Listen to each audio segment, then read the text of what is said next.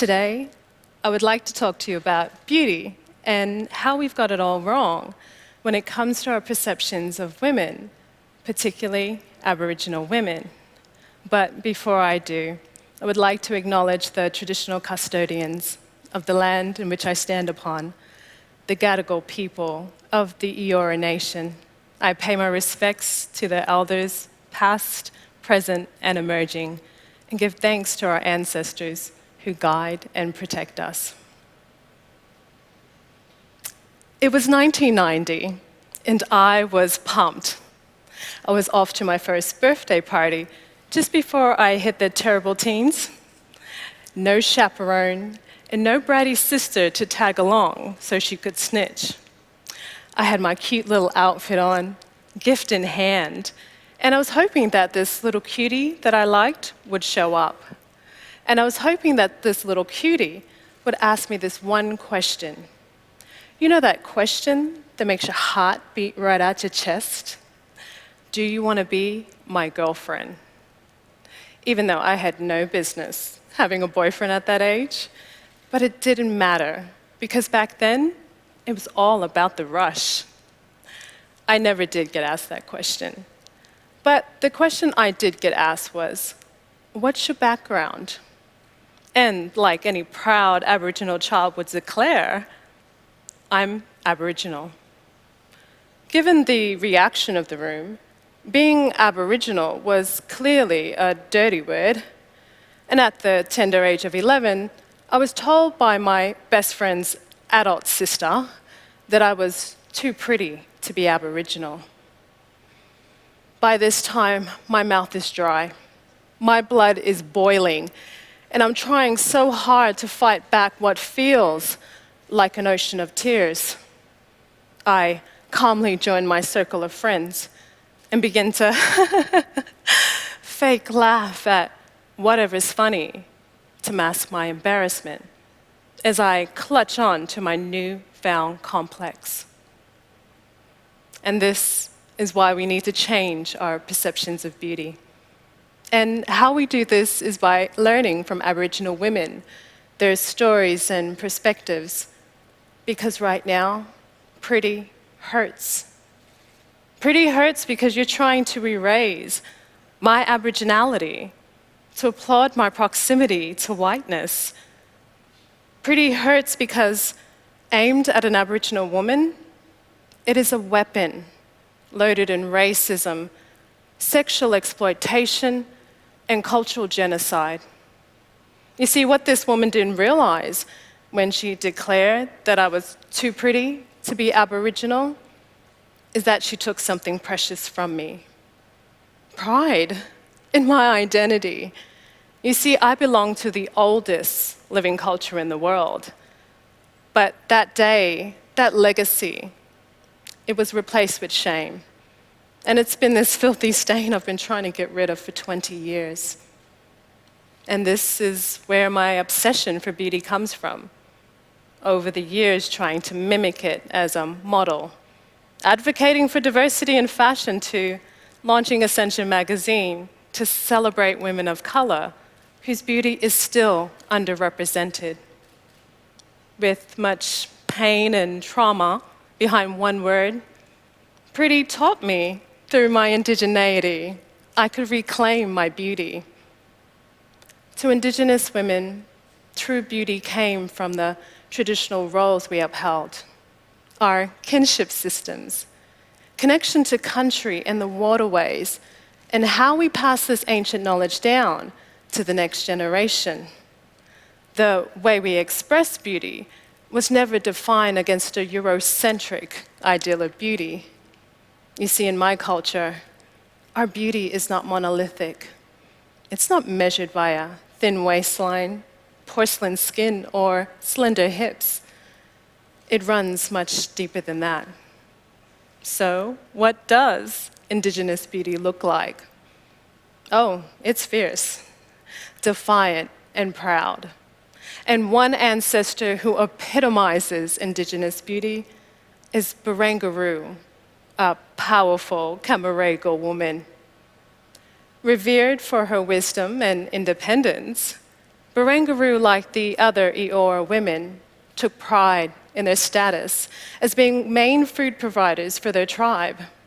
A skillful and patient fisherwoman, Barangaroo would access Sydney Harbour and its surrounding waters for its abundant food supply, only taking what was needed.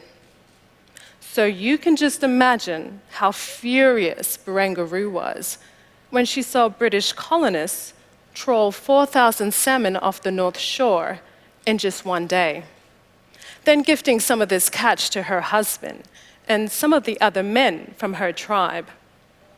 Barangaroo knew such a wasteful act would threaten the Eora women's cultural authority within the tribe, furthermore destroying their traditional way of life.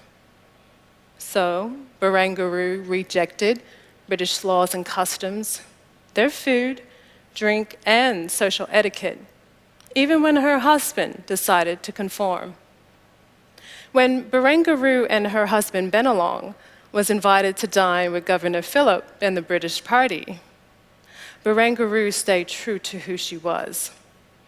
Instead of wearing colonial attire, a tight corset, and a gown layered in silk, finished with pearls, she came sporting her traditional wares: white ochre and a bone through her nose. What Barangaroo illustrated was, Indigenous beauty is authentic. Annie Beryl van Ooplew, a respected Gamilaroi elder, shared a story with a group of women one day, and she said, "We all have a bit of Barangaroo in us."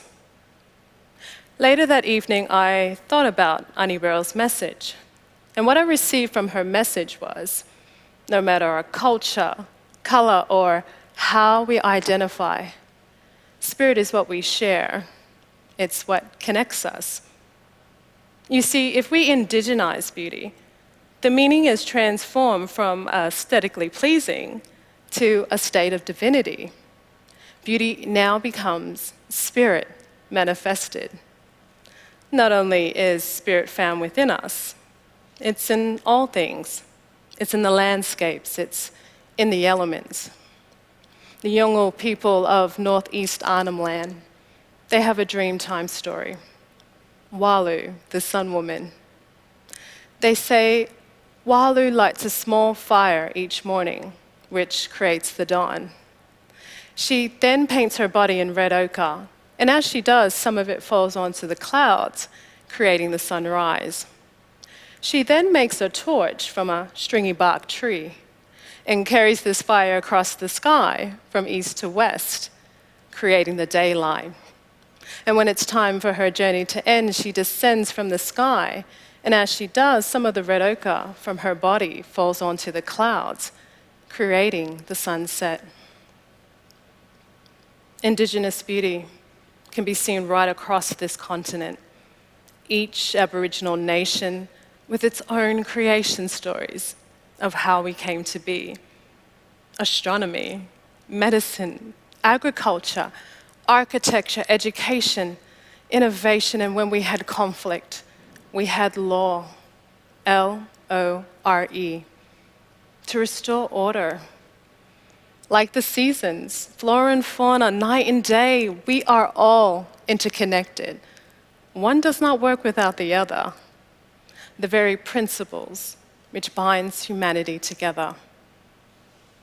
Over the years, my obsession for beauty, it's led me to this truth.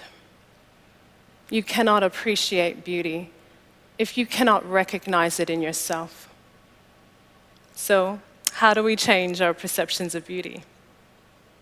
We have to get real with ourselves and start by asking, who am I?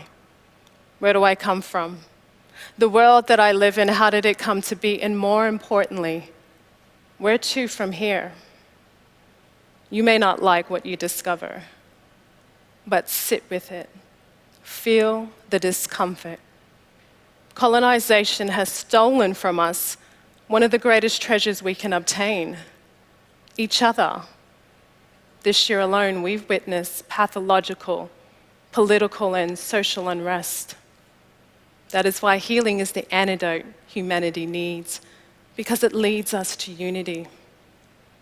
When we decolonize beauty, we are reintroduced to our authentic selves. I used to wonder whatever happened to that woman from the birthday party. You know, the one that told me I was too pretty to be Aboriginal. A moment that was so devastating helped me to embrace my Juguru. Juguru means beautiful in Jiribu, my grandmother's language. I now know that my Juguru is mighty like Barangaroo, and my Juguru like Walu, it's everlasting from when that sun rises to when that sun sets. Are you ready to embrace your Juguru? Thank you.